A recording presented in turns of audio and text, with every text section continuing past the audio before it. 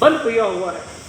तो आप लोगों को जागरूक करने के लिए, आपको बताने के लिए, आपको समझाने के लिए आज आपके बीच में आना हुआ है। भारत सरकार ने 1985 में एक कानून बनाया था, मादक पदार्थ एवं नशीली औषधियों का अधिनियम 1985 में। और जब वो कानून बनाया था उसमें कुछ नशे जो हैं प्रतिबंधित किए थे, जिन नशों की बात मैं आपसे करूंगा जो हमें हमारे मानव के लिए नहीं बने हैं। और साथ में ये कहा था कि भारत सरकार के साथ साथ जितने भी भारत के राज्य हैं वो एक ऐसे बल का गठन करें, एक ऐसे संगठन का निर्माण करें, एक ऐसी एजेंसी का निर्माण करें जिसका काम केवल और केवल ऐसे नशों को रोकना है, ऐसे अपराधियों को पकड़कर सलाखों के पीछे ठोकना है जो नशे मानव के लिए नहीं है। तब जाकर के 1986 में भारत सरकार ने एनसीबी की स्थापना की थी, नारकोटिक्स कंट्रोल ब्यूरो। तो बच्चों ये नशे भी आप जानने कौन से हैं, तो ये मुझे पता भी होगा, क्योंकि ये नशे आज बड़े शहरों में नहीं अपितु हमारे हरियाणा के प्रत्येक जिले में, प्रत्येक शहर में, प्रत्येक कस्बे और प्रत्येक गांव और बड़ी गली तक पहुंच चुके हैं। यहां तक कि विद्यार्थी इस नशे में ग्रस्त हो चुके हैं। न केवल वो नशे का सेवन करते हैं बल्कि नशे का लिए वो थोड़ा बहुत अपराध भी करने लगे हैं। और इतना ही नहीं, इस कार्य में लड़कियां भी पीछे नहीं। आज हमारी एनसीबी, हमारी पुलिस प्रतिदिन ऐसे अपराधियों को पकड़ती है जो नशे का कारोबार कर रहे हैं। तो वो नशे हैं बेटा, आपको जानना अति आवश्यक है, बताना अति आवश्यक है।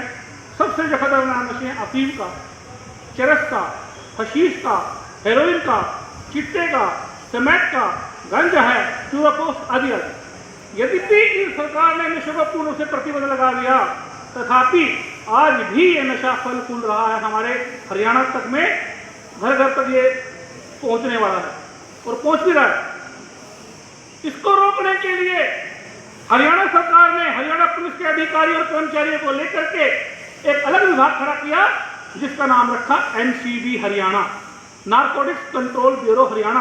आप पढ़ सकते हैं, हिंदी में लिखा है हरियाणा राज्य स्वास्थ्य नियंत्रण ब्यूरो, अंग्रेजी में इसे बोलते हैं narcotics control bureau Haryana state. Haryana state narcotics control bureau बनाना पड़ा। हमारा काम और कुछ नहीं है, हमारे पास केवल दो ही काम है। एक और तो हमने ऐसे अपराधियों को पकड़कर सलाखों के पीछे ठोकना है जो नशे का कारोबार कर रहे हैं। दूसरा, ऐसे लोगों को समझाना है जिन्हें इस बात का ज्ञान नहीं है कि इस नशे को करने के क्या दुष्प्रभाव है। तो जैसे ही हमारी टीमें गठित हुई है पूरे हरियाणा के अंदर, वो प्रतिदिन ऐसे अपराधी को पकड़ रही है जो अफीम बेच रहे हैं, चरस बेच रहे हैं, हेरोइन बेच रहे हैं, चिट्टा बेच रहे हैं, स्नैक बेच रहे हैं, गांजा बेच रहे हैं, चूरापोस्ट बेच रहे हैं, आदि आदि बेच रहे हैं। कुछ केमिस्ट हैं, दवा विक्रेता, औषधि विक्रेता जो नशीली औषधियाँ बेच रहे हैं, उनको भी हम उठा रहे हैं, उनकी दुकानें भी सील कर रहे हैं। दूसरी ओर हम जागरूकता के माध्यम से प्रत्येक विद्यालय में, प्रत्येक महाविद्यालय, विश्वविद्यालय, गांव, गली, शहर में जाकर के लोगों को समझा रहे हैं कि नशा एक बुराई है, जीवन की सच्चाई है। पोस्ट भांग अफीम का नशा करता है जीवन की दुर्दशा। जो खाते हैं नशे की गोलियां वो सहते हैं जग की बोलियां। हम सब की एक ही मांग, बंद करो भुक्की और भांग। हम सभी ने ठाना है भारत को नशा मुक्त बनाना है। हम सभी ने ठाना है नशे के व्यापारियों को पकड़कर सलाखों के पीछे पहुंचाना है। इस प्रकार से हम जागरूकता के माध्यम से प्रत्येक नागरिक को सचेत कर रहे हैं कि अभी समय है, सुधर जाओ, नशा छोड़ो, आगे बढ़ो। क्योंकि जो हमारे भारत ने कानून बनाया है, एनडीपीएस एक्ट या मादक पदार्थ एवं नशीली औषधियों का अधिनियम बनाया है, उसके अंतर्गत जो नशे मैंने आपको गिनवाए हैं बेटा, इस नशे का ना तो कोई खेती कर सकता है, शिक्षकों से भी अनुरोध रहेगा कि वो भी ध्यान से सुने और आगे से भी आप बच्चों को बताते रहें, क्योंकि हो सकता है कि हम दोबारा आपके विद्यालय में ना आ पाए 2-4 साल बाद ही। हमें खत्म करना है इस नशे को। ये जो ना तो कोई खेती करेगा, ना कोई अपने पास रखेगा, ना ही क्रय विक्रय करेगा, ना ही सेवन करेगा, ना ही ऐसे कार्य में किसी की सहायता करेगा, चाहे वो आर्थिक रूप से सहायता हो, चाहे वो अनार्थिक रूप से सहायता हो। आर्थिक रूप से सहायता धन की हो सकती है, अनार्थिक रूप से सहायता क्या हो सकती है? किसी को आश्रय देना, किसी की बात को छिपाना, या उसे अपना कोई साधन देना, मोटरसाइकिल दे दी, कार दे दी, गाड़ी दे दी, वाहन दे दिया, तो इस प्रकार की किसी प्रकार की सहायता करने वाला भी दोषी है, अपराधी है। तो इसीलिए हम नहीं चाहते कि हमारी जेलें भरें। हम प्रत्येक गांव में जाकर लोगों को बता रहे हैं कि नशे की बुल्लत से बचें। आज क्या है, स्थिति क्या है, आज धन के लोभी व्यक्ति जो पैसे के लालच में क्या करते हैं, वो विद्यालयों के बाहर, महाविद्यालयों के बाहर, विश्वविद्यालयों के बाहर, गली में, मोहल्ले में, नुक्कड़ पे, चौराहे पर क्या करते हैं, ये नशा जो है छोटी छोटी पुड़िया बनाते हैं बेटे, और वो आप जैसे छोटे छोटे बच्चों को अपना शिकार बनाते हैं। उन्हें पहले मिलेंगे कभी सिगरेट में भर के, कभी वैसे देके, कभी टिक्के लगा रहे हैं, कभी कुछ कर रहे हैं, बहुत काम हो रहा है। तो वो ऐसे बच्चों को अपना शिकार बनाते हैं। वो ऐसा दिखाएंगे कि आपके लिए उनसे बड़ा कोई भी शुभचिंतक नहीं है, ऐसा दिखाएंगे कि वही सबसे बड़ा शुभचिंतक आपका। तो जैसे ही वो एक दो बार व्यक्ति वो नशा ले लेगा, तो बच्चों वो बच्चा तीसरी बार उसे नशा नहीं मिलेगा ना।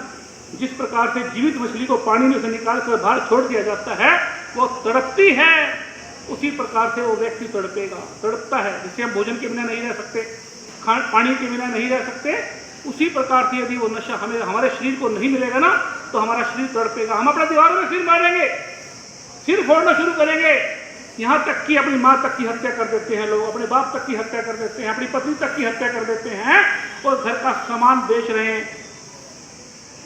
अभी इस विभाग को अपने 2 साल भी नहीं हरियाणा में, तो पिछले 2 साल में जो हमारे सामने जो तथ्य आए हैं, या पिछले 15-16 महीने से मैं इस विभाग में काम कर रहा हूँ, मैंने जो अनुसंधान किया, पूरे हरियाणा में जा रहा हूँ, मैं देख भी रहा हूँ, तो जो हमने देखा है, जो हमने अनुभव किया है, उसके आधार पर यह कह सकते हैं नशा करने वाला व्यक्ति पहले तो बेटे शौक में नशा करता है, शौक में, दिखावे के लिए।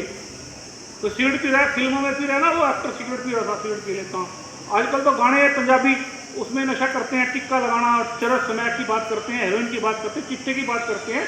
वो उनसे प्रभावित होकर के वो नशा सीख जाते हैं, और जब वो नशा शौक में लेते हैं ना, थोड़े दिन बाद वो शौक उनके लिए शौक बन जाता है। एक होता है शौक, एक होता है शौक, दोनों में अंतर है। शौक होता है किसी चीज को लेने के लिए, दिखावा करने के लिए या दिखाने के लिए, वो होता है। फिर दूसरा शौक जिसमें एक मात्रा रह जाती है, वो होता है दुख, पीड़ा। फिर वो व्यक्ति नशा छोड़ना चाहता है, परंतु वो नशा उसे नहीं छोड़ता। व्यक्ति चाहता है कि मैं फिर छुटकारा पाऊं, मेरा जीवन बच जाए, क्योंकि जब उसे नशा नहीं मिलता ना, वो शरीर खराब हो जाता है उसका सोचने समझने की। ऐसे व्यक्ति का जो दिमाग है, मस्तिष्क है, तो वो बिल्कुल जकड़ जाता है, सोचना समझना सब पागल हो जाता है। वो जैसे पागल व्यक्ति होता है ना, नशेड़ी, बिल्कुल वैसा ही व्यक्ति बढ़ जाता है। ना सोच सकता है, ना समझ सकता है। उसने नशा किया, आराम से सो गया, नशा किया, सो गया, फिर चोरी करेगा, अपराध करेगा, और ऐसा व्यक्ति अपराधी बढ़ जाता है। तो हमारी एनसीबी हरियाणा प्रत्येक क्षेत्र में जाकर के लोगों को जागरूक कर रही है, बता रही है। इसके लिए आप क्या कर सकते हैं, हमारी सहायता